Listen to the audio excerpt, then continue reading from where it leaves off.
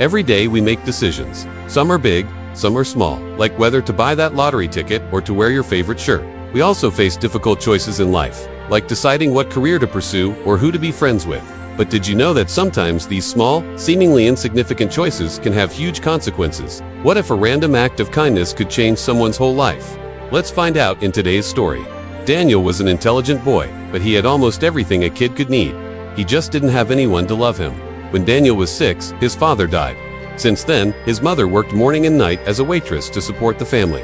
Although she loved her son dearly, she couldn't afford to give him much attention. After school, young Daniel preferred playing by himself to hanging out with other children. He liked watching birds and collecting fallen leaves, which earned him the nickname Weird Daniel among his peers.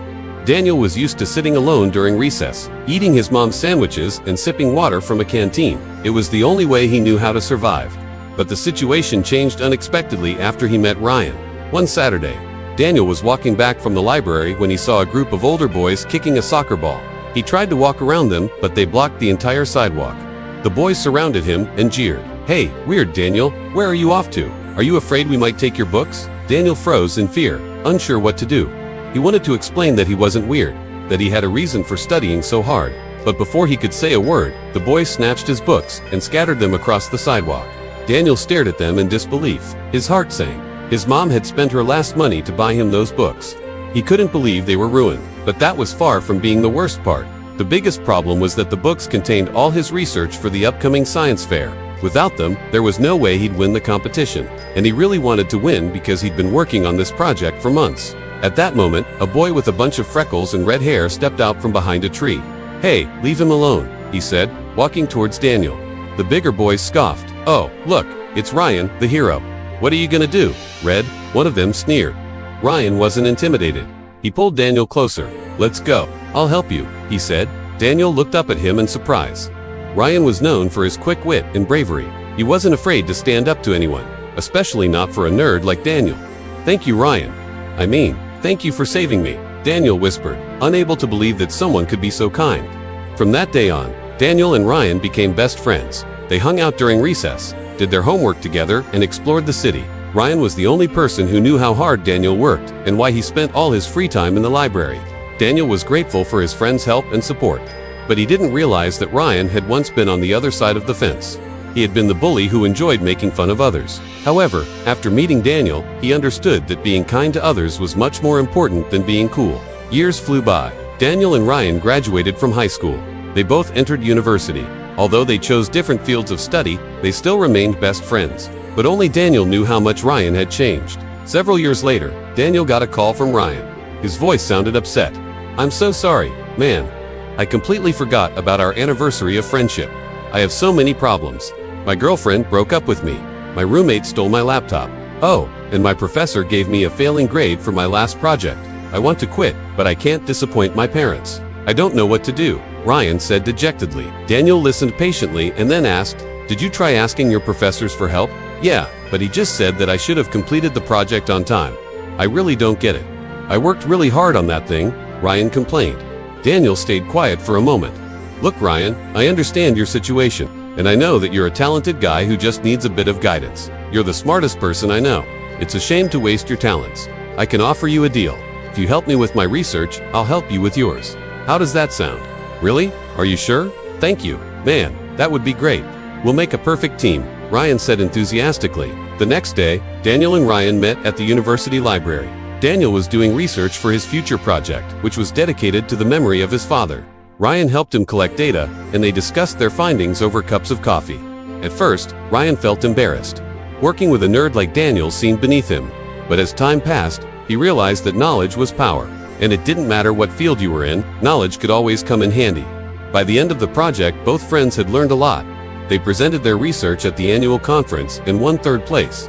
But the most important thing was that they had proven to themselves that they could do anything if they set their mind to it. They proved that friendship could move mountains, and that sometimes even the smallest gesture of kindness can change your whole life. That's all for today. See you next time. Once upon a time, in a small forgotten village, the nights were darker than the day was bright. People lived there in fear, because every full moon, they heard chains dragging in the forest nearby. Whatever they dragged into the woods never came out. And as the years passed, the villagers grew more and more afraid. but in the center of the village square burned a large lantern. Its flame had burned steadily for over 100 years, keeping the darkness away, and as long as it burned, they knew their village would be safe. But one winter night, a great storm shook the village. The wind howled like a hungry wolf, and the rain poured endlessly. Inside the village hut, the fire began to flicker. Its glow grew weaker and weaker until it almost died out. In the square, the people panicked. "Oh, the lantern is dying. What will we do?" they cried. "If the lantern goes out, the chains will drag us all away." Just then, an old man said, "Quick, someone must go to the elder hall and bring back the sealed tome. Maybe there's a spell inside that can help." And right away, 2 men ran off into the night. Meanwhile, Aaron, a poor 14-year-old orphan, looked at the flickering lantern and whispered, "If no one else will save it, I will." Hearing this, the adults laughed. You're just a child. How could you possibly save it?" But Aaron didn't say anything. His eyes burned brighter than the lantern itself. He quietly slipped out of his house and into the dark. Outside the village, the wind tore at his clothes. But Aaron kept walking. The only way to save the lantern was to bring fresh fire from the sacred flame. The problem was it burned far away in the icy mountains, and no one had crossed the mountains in years.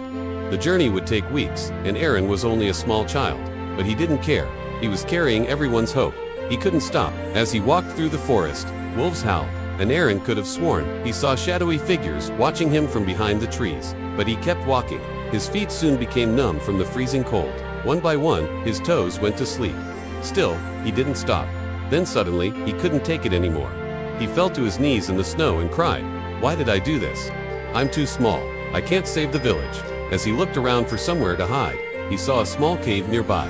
So he crawled inside and fell fast asleep. When he woke up, Aaron felt better. He had slept so long, his toes were frozen stiff. Taking a deep breath, he stood up and continued on his journey. 2 days later, he arrived at the mountain peak. There in the center, he found a small temple, and inside, the sacred flame burned bright against the roaring wind. Carefully, he took a wooden stick and dipped it into the fire. "Please stay lit," he whispered, holding it close. But the wind roared, threatening to blow it out. Aaron shielded it with his own hands. Even though it hurt, he wouldn't let the flame go out. With great difficulty, he made it down the mountain. Finally, Aaron returned to the village. His clothes were torn, his hands were blistered, but in his grasp burned the living flame. He placed it inside the lantern, and instantly, the square lit up with golden light. The villagers gasped. They had lost hope, but somehow, Aaron had brought it back. The elder who had doubted him said with tears in his eyes, "This boy has done what none of us could.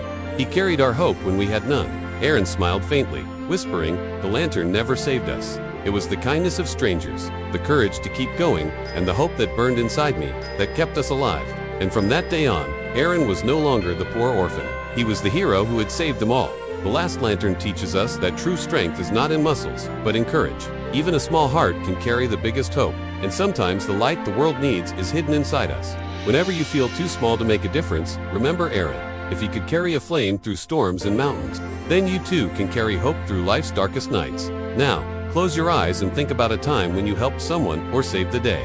Did you feel proud of yourself? Of course you did, because no matter how small we are, we all have the ability to make a difference in the world. And when we use our abilities to help others, we truly become heroes. If you like this story, don't forget to like and share. Also, make sure to watch these videos too. Thank you for watching. I'll see you next time.